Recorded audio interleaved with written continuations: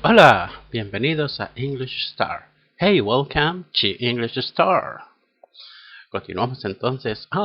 We are ready to begin. I am ready to begin. Um, que todos ya saben lo que significa, ¿verdad? Lo vimos mucho tiempo atrás. Entonces, vamos a continuar con los verbos irregulares en pasado.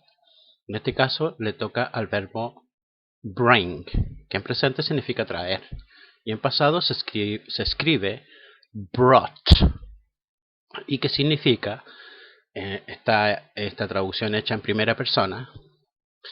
Traje, yo traje. Pretérito perfecto y pretérito imperfecto. Yo traía, yo traía. Hice un ejemplo, una oración, aquí abajo, para que se entienda más o menos este verbo. The bad weather. The bad significa bad es malo o mal. Y en este caso sería todo nuestro sujeto. The bad weather. Este caso, the bad weather, significa el mal tiempo, ¿no? El tiempo meteorológico, eso es.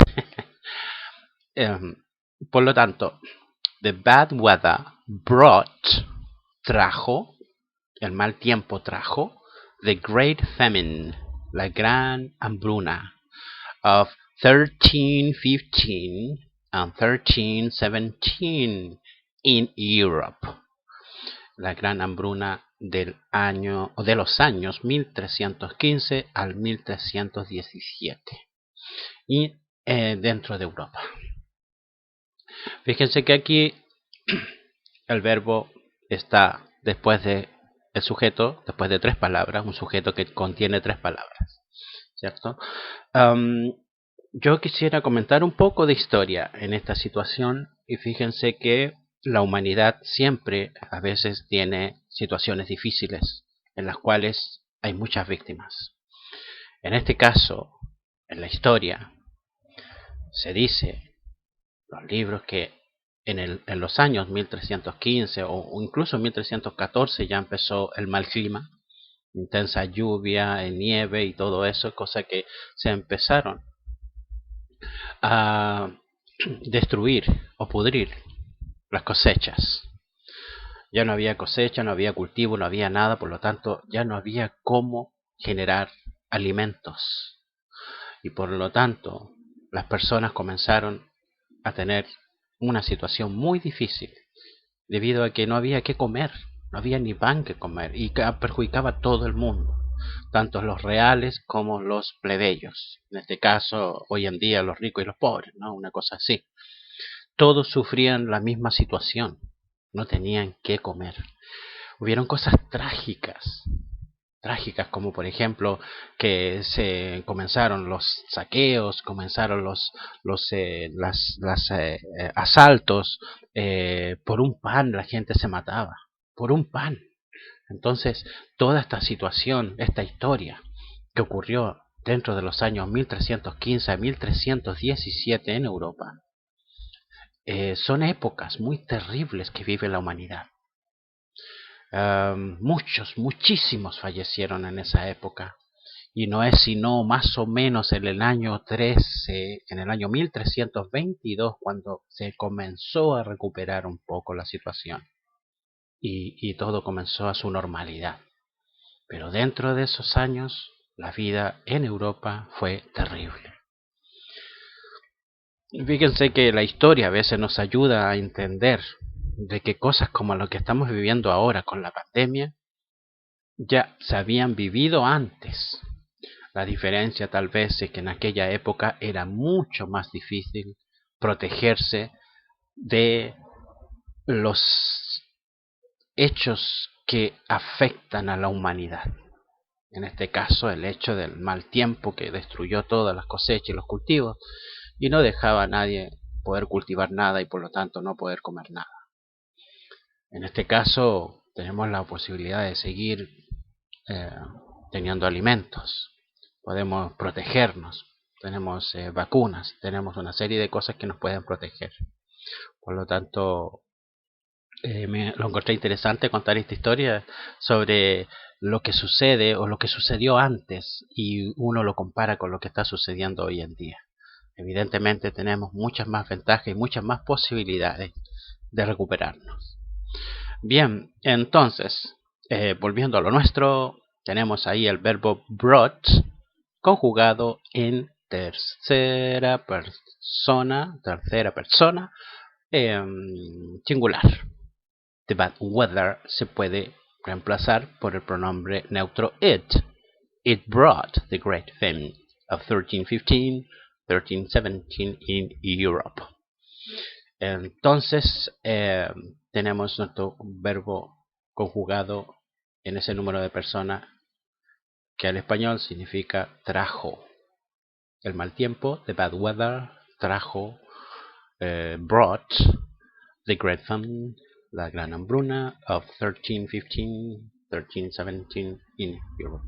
La gran hambruna de 1915 a 1900, perdón, la gran hambruna de 1315 a 1317 en Europa. Bien, he hecho otros ejemplos acá, otras oraciones, son 4, para más o menos encajar el verbo brought en estas oraciones. Vamos con la primera. They noticed that he was awake. Ellos, they, ¿cierto? Noticed, notaron. Es un inglés bastante fácil de poder traducir. That, que he was, él estaba awake. Ya vimos ese verbo, ¿cierto? Awake, ya sabemos lo que significa. They noticed that he was, y el verbo to be en pasado was, ¿cierto? Ya lo vimos también. They noticed that he was awake and brought him a glass of water.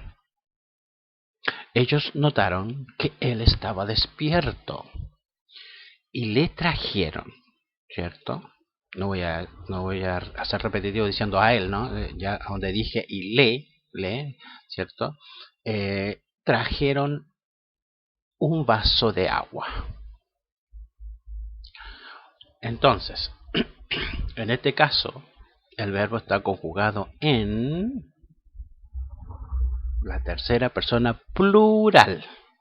Por algo trajeron, ellos le trajeron a él un vaso de agua. La segunda oración. The sunlight that brought life and healing. Fíjense que esta oración fue muy famosa, ya que la dijo en una disertación Frederick Douglass. Él fue un esclavo de la época de los años más o menos como 1850. Y esta frase fue muy famosa ya que él dijo, the sunlight that brought life and healing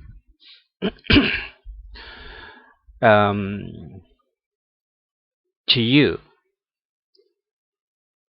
has brought stripes of death to me. Esa es como la oración completa que él dijo. Y él quiso decir en ese sentido de que, por ejemplo, la luz del sol que trajo vida y sanación, que era una frase que se decía en la celebración del 4 de julio, la celebración de la independencia, que trajo luz del sol, ¿cierto? Y vida y sanación. Por lo tanto, ellos estaban todos contentos ya que lograron la independencia. Pero para ellos, los esclavos, no fue lo mismo. Entonces él dijo esta frase, the sunlight that brought life and healing, la luz del sol que trajo vida y sanación, para ellos solo le había traído heridas de muerte, ya que en aquella época aún existía esta situación delicada del maltrato a las personas de color y que eran consideradas prácticamente como personas para trabajar solamente y no tenían derechos, cosa que después con el tiempo obviamente se terminó esa injusticia. Y me pareció interesante traer esta oración que fue hecha por Frederick Douglass en 1852. Y 1852 él dio ese discurso para hacerle entender al resto de ahí que mientras ellos celebraban, ellos vivían mucha pena. Bien, la siguiente oración. The candles were brought in. The candle, las velas, ¿ya? The candles were, verbo to be en pasado, brought in. Fíjense que ese in da inmediatamente un indicio de que lo que se lleva, ¿cierto? En este caso se trae, está dentro de algo, está dentro de cosas con límites. Entonces las velas fueron traídas.